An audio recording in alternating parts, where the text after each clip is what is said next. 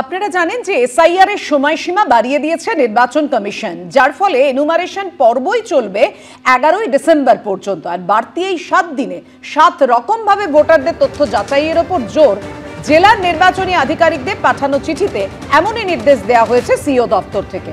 Observer, ERO, এইআরও, BLO ও তাদের সুপারভাইজারদের নির্দেশ দিল সিও দপ্তর।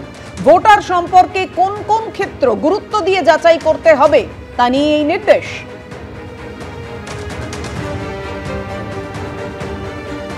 আর 2002 সালে যাদের বয়স 60 বছর বা তার বেশি ছিল সেই ভোটাররা যদি নিজেরাই ম্যাপিং করে থাকেন, যাদের বয়স 2002 সালে 25 বছর বা তার বেশি ছিল এবং 2025 সালে 50 বছর বা তার বেশি বয়স, তারা যদি এনুমারেশন ফর্মে বাবা, মা বা দাদু ঠাকুমার নামে ম্যাপিং করে থাকেন, তাহলে প্রয়োজনে ফিল্ড ভিজিট করতে হবে। এছাড়াও 2002 এর তালিকার সঙ্গে যদি 2025 এর তালিকায় আবেদনকারীর অভিভাবকের নাম না মেলে, সেক্ষেত্রেও তথ্য যাচাই করতে হবে। প্রয়োজনে ভোটারের বাড়িতে গিয়ে কিংবা ফোনে যোগাযোগ করতে হবে। যেসব ক্ষেত্রে 2002 সালের তালিকা অনুযায়ী অভিভাবক এবং আবেদনকারীর বয়সের পার্থক্য 45 বছরের বেশি অথবা 18 বছরের কম থাকবে, সেগুলি বিশেষভাবে যাচাই করতে হবে। যেসব পোলিং স্টেশনে 0 থেকে 20টি আনকালেক্টেবল এনুমারেশন ফর্ম থেকে যাচ্ছে, সেখানে বিএলওদের এন্ট্রি করা তথ্য সঠিক কিনা তা নিশ্চিত করার জন্য বিস্তারিতভাবে যাচাই করতে হবে। 2021 কিংবা 2024-এর মতো বিগত নির্বাচনগুলোর সময় যেসব বুথকে সংবেদনশীল হিসেবে চিহ্নিত করা হয়েছিল, সেগুলোর ওপর বিশেষভাবে নজর রেখে তথ্য যাচাই করতে হবে। দেখুন, মৃত ভোটার যারা, তাদের ক্ষেত্রে বাড়তি গুরুত্ব দিয়েছে নির্বাচন কমিশন। কেন? বলা হয়েছে যে register general of birth and death থেকে এবং রেশন কার্ড বাতিলের রিপোর্ট থেকে মৃত ব্যক্তিদের তথ্য পাওয়া যায়। ইআরওদের উচিত বিএলওদের সঙ্গে করা এই ধরনের এন্ট্রি যাচাই করা। সিও দপ্তরের নির্দেশিকা আরও বলা হয়েছে বিএলওদের কাছে থেকে যাওয়া পূরণ করা সমস্ত এনুমারেশন ফর্ম 2রা ডিসেম্বর অর্থাৎ মঙ্গলবারের মধ্যেই আপলোড করে দিতে হবে।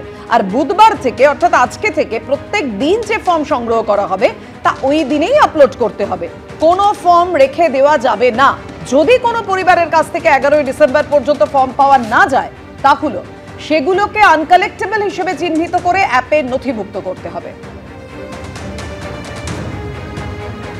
নির্বাচন কমিশনের নতুন এই নির্দেশিকা যা নিয়ে রাজনৈতিক চর্চাও কিন্তু তুঙ্গে উঠেছে। তৃণমূল এবং বিজেপির কি বক্তব্য শোনাবো পরপর। নির্বাচন কমিশন কি ভাবছেন, তাদের রূপরেখাটা কি, তাদের রোডম্যাপটা কি, সেটা কি কেউ জানে?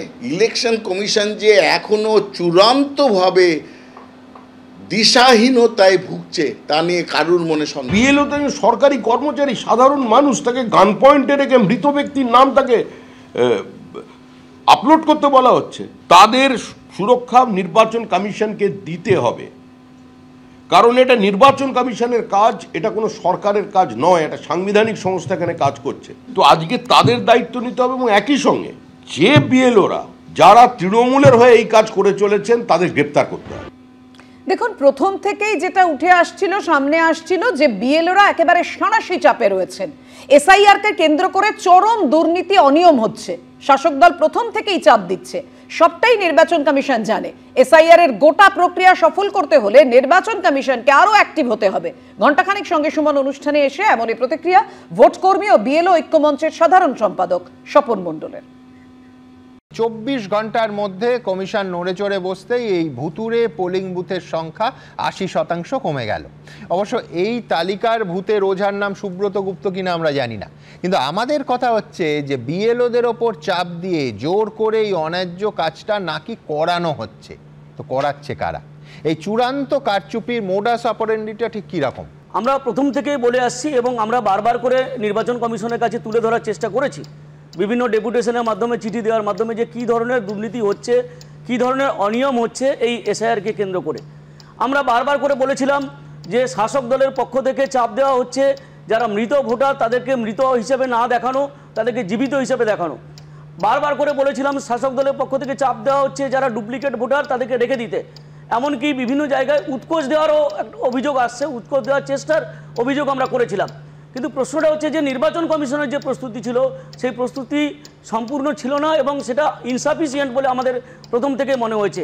কারণ আমরা দেখেছি যে আমাদের যে রাজ্যটা, সেই রাজ্যে একটা এই ধরনের এত বড় একটা কাজ করতে গেলে যে প্রস্তুতি নির্বাচন কমিশনে নিয়ে রাখা দরকার ছিল এবং বিএলও অ্যাপ যেটা, সেই বিএলও অ্যাপের মধ্যে যে বিষয়গুলোকে রাখা দরকার ছিল সেটাকে সঠিকভাবে তারা প্রথমে করেনি।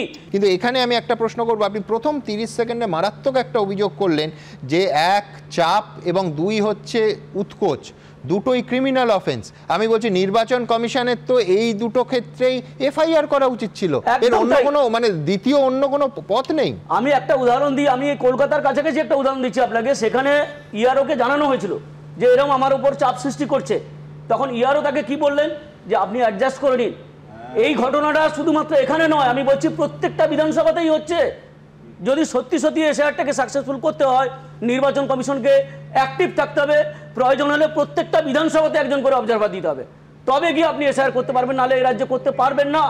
যেখানে চরমভাবে ভোট লুট হয়, যেখানে ইভিএমে কালো টেপ দিয়ে ভোট করানো হয়, সেখানে আপনি এসআইআরটা কমপ্লিট করতে পারবেন না। এসআইআর নিয়ে আলোচনার দাবিতে উত্তপ্ত হয়ে উঠল লোকসভা এবং রাজ্যসভা।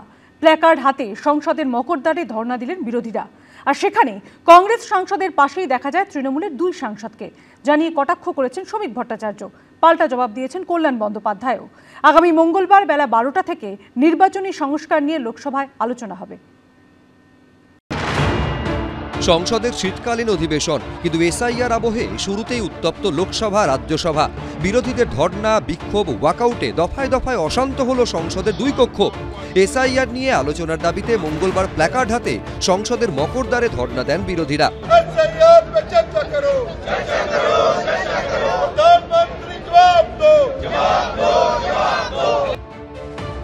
ধর্নায় উপস্থিত ছিলেন রাহুল গান্ধী, সোনিয়া গান্ধী, রাজ্যসভার বিরোধী দলনেতা মল্লিকার্জুন খাড়গে, প্রিয়ঙ্কা গান্ধীরা। आप लिस्ट बदल रहे हो, सारी वोटर लिस्ट बदल रहे हो, तमाम लाखों लोगों को काट रहे हो लिस्टों पे से, वोट चोरी हो रही है, तमाम इश्यूज हैं, तो क्या हम चुप रहें? हम किसी भी बात पे न बोलें? कैसे हो सकता है? তৃণমূলের তরফে ধর্নায় ছিলেন সাংসদ মমতা ঠাকুর, বাপি হালদার।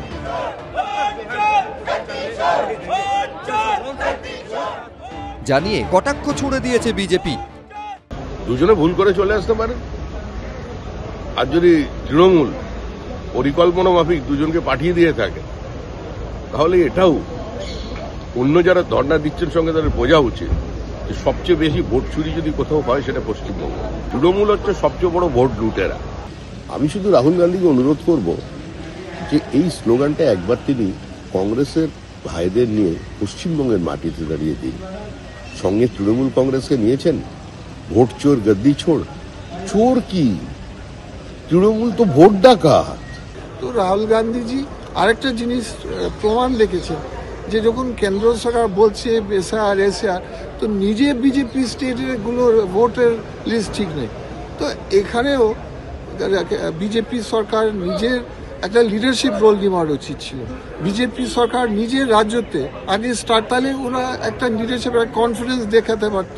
বিজেপিকে পাল্টা খোঁচা দিতে ছাড়েনি তৃণমূলও। এসআইআরটা হওয়াতে সবচেয়ে বেশি ক্ষতি যাদের হয়েছে, সবচেয়ে বেশি যারা ভয় খেয়েছে, তারা হচ্ছে ভারতীয় জনতা পার্টি।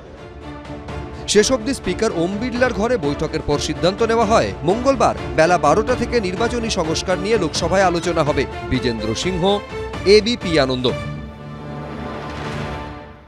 এবিপি আনন্দ, এগিয়ে থাকে, এগিয়ে রাখে।